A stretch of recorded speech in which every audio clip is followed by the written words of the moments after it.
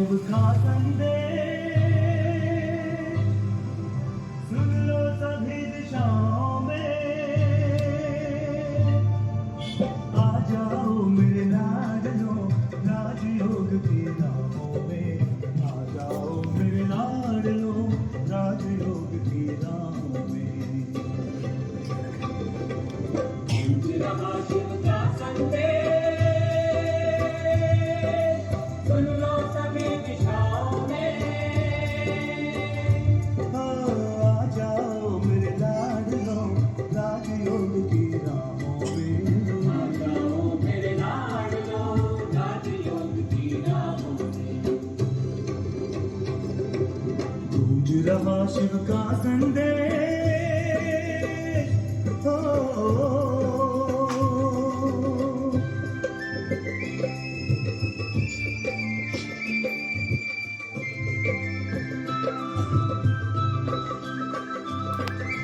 बीत चली दुख भरी रात स्वर्णिम प्रभात मैं लाया हूँ, ताज तख्त और दिल के साथ सौगात मैं लेकर आया हूँ।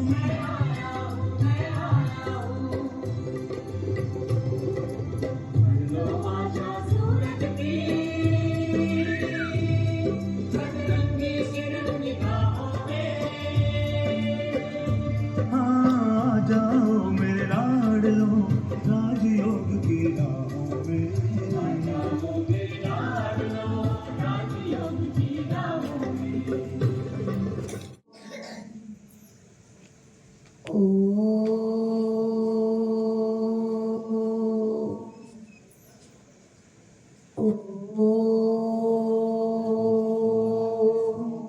શાંતિ શાંતિ શાંતિ. ઓમ શાંતિ. આપણો ભારત દેશ એક ભક્તિ પ્રધાન દેશ છે, આધ્યાત્મિક દેશ છે અને એ દેશની અંદર આપણને બધાને રહેવાનું એક સૌભાગ્ય મળ્યું છે. આપણો જન્મ ભારત ભૂમિ પર થયો છે અને ભારત ભૂમિ પર જન્મ થયો છે એ આપણું કેટલું પુણ્ય કર્મ હશે તો આપણે ભારતની અંદર જન્મ લીધો છે. તો આપણા ભારતની અંદર બહુ તહેવારો ઉજવાય, કોઈ દેશ નહીં ઉજવે એટલું આપણો ભારત દેશ અનેક તહેવારો ઉજવે છે, અનેક ઉત્સવો ઉજવે છે, અનેક જન્મ જયંતિ ઉજવે છે અને અનેક જન્મ જયંતિની અંદર એક મહત્વની જન્મ જયંતિ જેને આપણે શિવરાત્રી કહીએ છીએ, જે દુનિયાની અંદર કોઈને ખબર નથી કે શિવરાત્રી એ કોનો દિવસ છે. ખાલી વર્ષોથી આપણે બધા બાફેલા કંદમૂળ ખાઈ લઈએ, શિવ મંદિરમાં જઈને થોડી પૂજા પાઠ કરી લે, રાત્રે થોડું જાગરણ કરી લે અને થોડી મંદિરની અંદર જઈને ભાવ પી લઈએ. બસ એથી વિશેષ કશી ખબર નથી.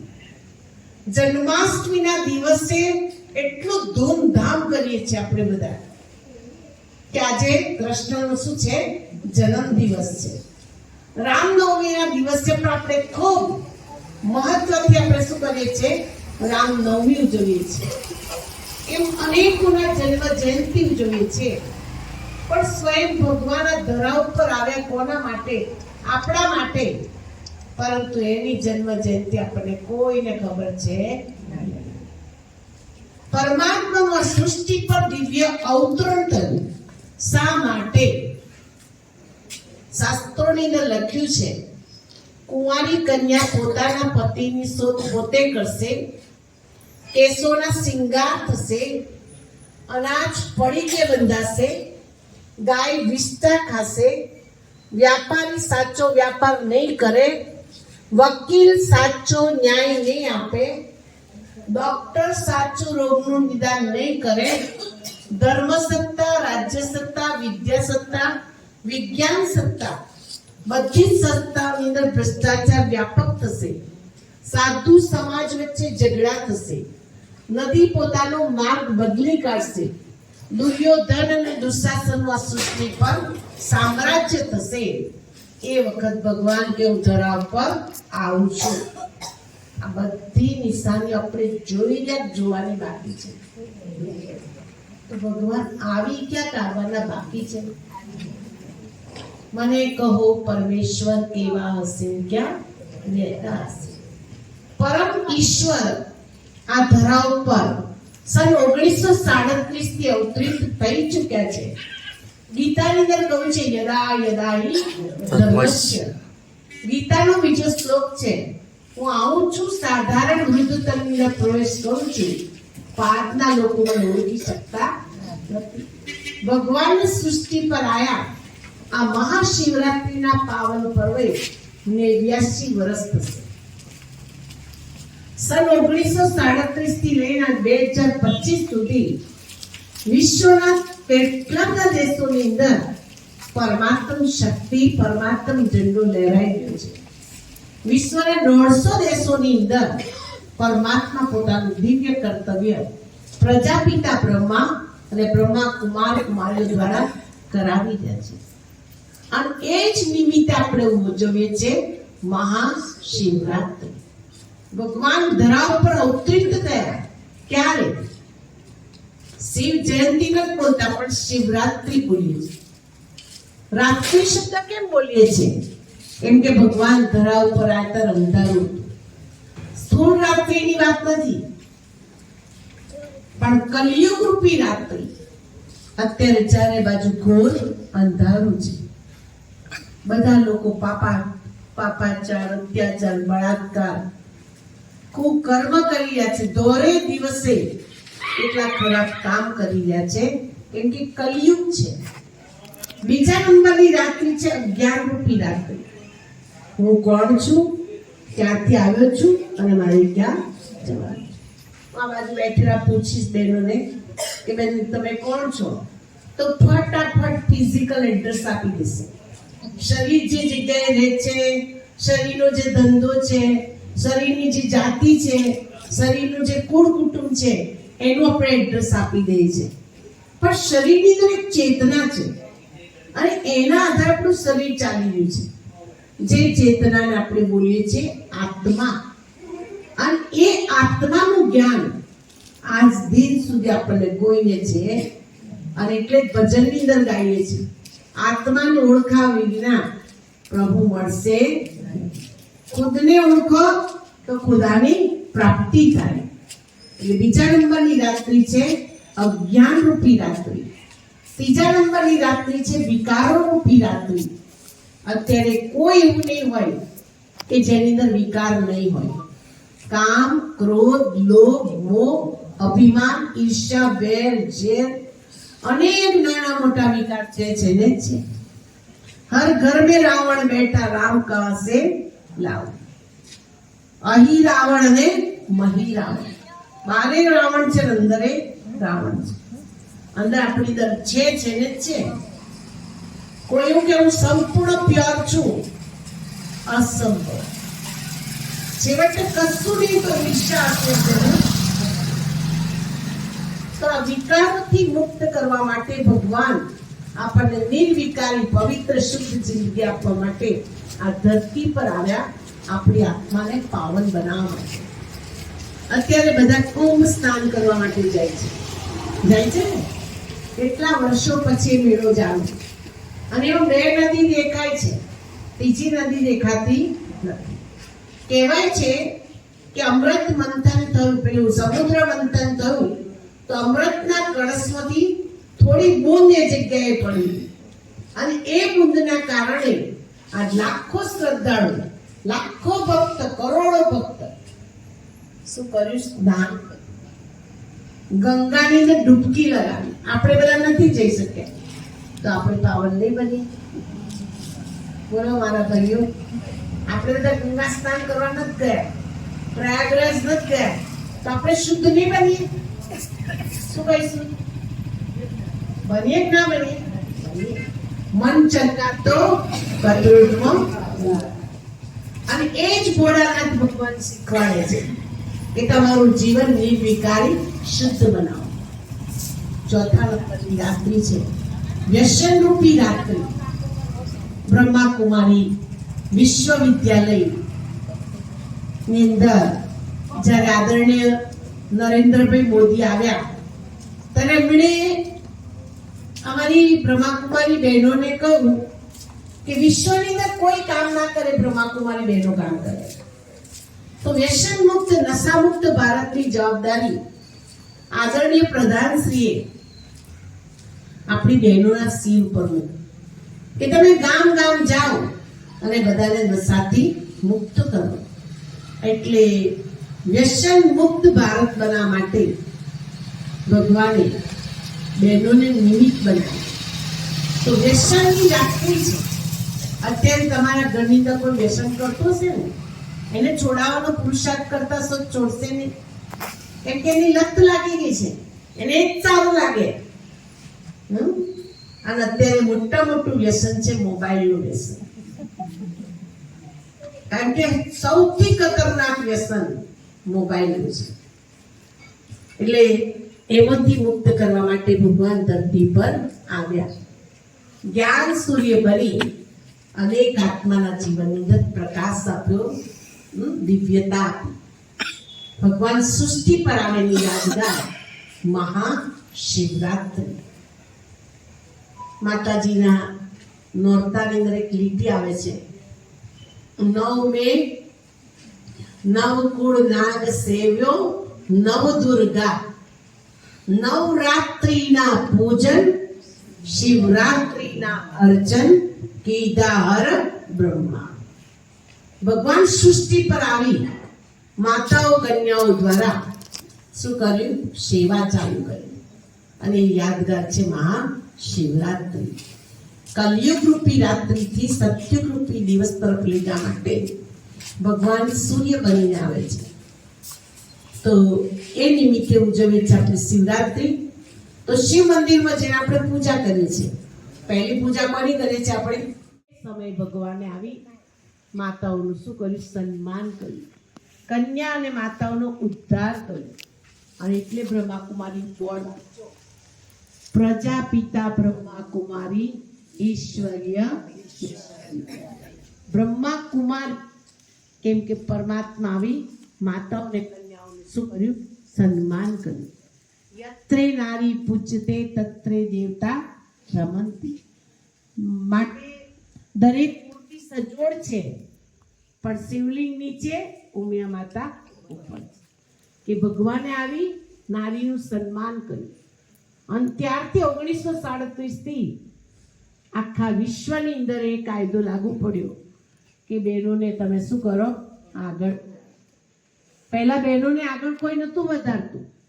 અત્યારે નારીઓ શું થવા લાગ્યું? બધી જગ્યાએ સન્માન થવા લાગ્યું. અને ત્યાર પછી આપણે રાત્રિ સમયે જાગરણ કરીએ છીએ. ભગવાનને જાગરણ તો અત્યાર સુધી કર્યું, પણ સાચું જાગરણ કયું કરવાનું છે? જ્ઞાન રૂપી જાગરણ કરવાનું છે. અજ્ઞાન રૂપી નિંદ્રામાંથી આપણે શું કરવાનું છે? જાગવાનું છે. એવા જાગી જાઓ કે આ બાજુ એક બીજી એક સરસ પાઠશાળા ચાલુ થઈ જાય. કુંભકર્ણની ઊંઘમાં આપણે સૂઈ ગયા છે. કુંભકર્ણને જગાડવા માટે રામાનંદ સાગરના ટીવી સિરિયલના 7 એપિસોડ ગયા હતા. 7 એપિસોડ પછી પેલો ટીવીનો કુંભકર્ણ જાગ્યો હતો. એમ તમે બધા 7 દિવસનો કોર્સ કરી. લીલાબેનને ઘેર અમે કોર્સ કરવા આવીશું, કાં તો મંદિરમાં કોર્સ કરવા આવીશું. તમે જ્યારે કહેશો ને ત્યારે કોર્સ કરવા આવીશું અને તમને બધાને પાક્કા પાયા ઉપર ચલાવી દઈશું. કેમ કે જીને સોયા ધીરે ખોયા. હવે જાગવાનો સમય છે. અને એટલે અમારો એક નારો છે. અમે બોલીએ જાગો જાગો, એટલે તમારે બોલવાનું સમય પહેચાનો. જાગો જાગો સમય પહેચાનો. જાગો જાગો સમય પહેચાનો. ભારત में भगवान आया है. भारत में भगवान आया है. कलयुग जा रहा है. कलयुग जा रहा है. सतयुग आ रहा है. सतयुग आ रहा है. અત્યારે જાગવાનો સમય છે, સુવાનો સમય છે. એની સાથે આપણે ભાંગ પીએ છીએ. ભાંગ એ શું? નશો છે. માટે મારા ભાઈઓને જ્યાં જ્યાં સુધી માઇકનો અવાજ સંભળાતો હોય જે ભાઈઓ જે નશો કરતા હોય એ નશો એ નાશનું કારણ છે. તમારું સ્વાસ્થ્ય નાશ થાય, તમારી ક્રેડિટ નાશ થાય, તમારું કુટુંબ નાશ થાય અને તમારું ધન સંપત્તિ પણ નાશ થાય. એના કરતા નશાને છોડી એક ઉચ્ચ નશો ધારણ કરો કે મારું પાલનહાર કોણ છે, મારો તારણહાર કોણ છે, મને આ જગતમાં મોકલનાર કોણ છે. વિશ્વની એક મહાસત્તા પરમપિતા પરમાત્મા છે, જે આ ધરા ઉપર અવતરિત થઈ ચૂક્યા છે. એ નશો કરવાનો છે અને એ નશો કરશો તો તમારો બેડો પાર થઈ જશે. તો આજના પ્રસંગે આપ સૌ મહાશિવરાત્રી આવતા પહેલા, શિવ મંદિરમાં જતા પહેલા અત્યાર સુધી શિવલિંગના રૂપે પૂજા કરી, પણ હવે બાપ તરીકે પૂજા કરજો. આપણા શરીરના પિતા અલગ અલગ છે, પણ આત્માના પિતા તો બધાના એક જ છે. શિવલિંગની અંદર બેઠેલા સાક્ષાત ભગવાન આપણા પિતા છે અને એ પિતા પરમાત્મા વર્તમાન સમયે બધા જ બાળકોને વારસો આપવા માટે આવે છે, શક્તિ વેચવા માટે આવે છે, મનુષ્યને દેવ બનાવવા માટે આવે છે, ભારત ભૂમિને પુનઃ નરકમાંથી સ્વર્ગ બનાવવા માટે આવે છે. માટે આપ સૌ પણ આપનું જીવન નારી લક્ષ્મી બની જાય, નર નારાયણ બની જાય એવી આજના પ્રસંગે શુભ ભાવના અને શુભ કામના છે.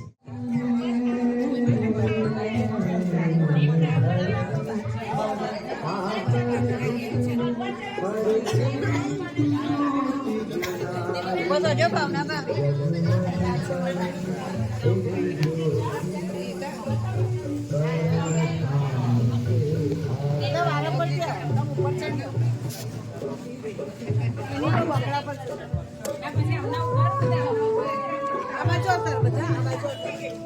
સામે જો, સામે મારી સામે.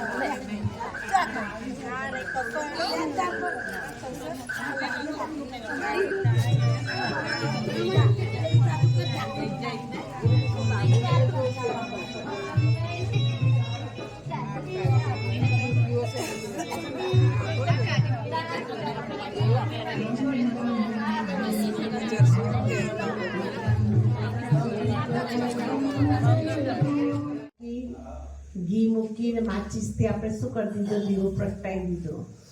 પણ કોળિયા નીચે તો અંધારું. એમ સાચો દીવો કયો પ્રગટાવવાનો છે? આ શરીર રૂપી માટીના કોળિયાની અંદર, આત્મારૂપી દિવેટની અંદર રોજ થોડું થોડું ઘી નાખી પરમાત્મ સ્મૃતિથી આપણી આત્માને શું કરવાની છે? જગાવવાની છે. ભગવાન સૃષ્ટિ પર આવી આપણા બધાની જ્યોતિને શું કરે છે? જગાવે છે. પ્રેમલ જ્યોતિ તારો દાક મુજ જીવન. આપણા બધાનો પુકાર સાંભળી પરમ જ્યોતિ પરમાત્મા ધરતી પર આવ્યા અને આત્માની જ્યોતિને જગાડી. તો આપ સૌની જ્યોતિ પણ ભગવાન જગાડે, આપના જીવનનું બધું અંધારું દૂર થઈ જાય અને આપનું જીવન પ્રકાશિત થાય, આપનું જીવન દિવ્ય બને, શક્તિશાળી બને એવી શુભ ભાવના, શુભ કામના. ઓમ શાંતિ. અને આભાર વિધિ કરશે. रहा शिव का संदेश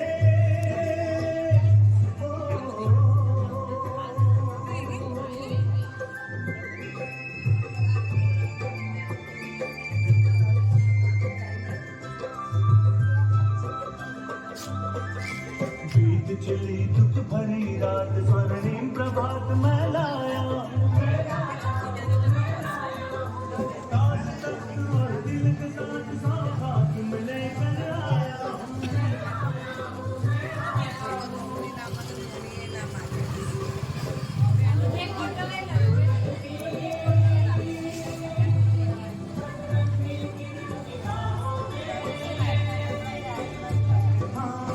जाओ मेरा બધું ના આવે